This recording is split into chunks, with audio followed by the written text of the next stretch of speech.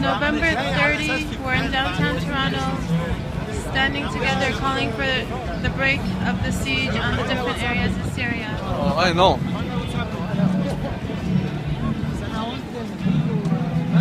Find out what's happening. Sorry? Find out what's happening.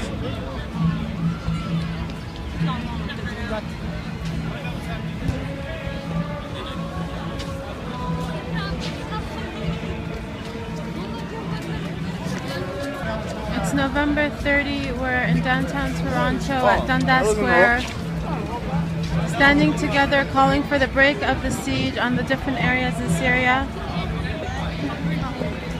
Good. This is the Toronto Syrian community in solidarity with our brothers and sisters in Syria.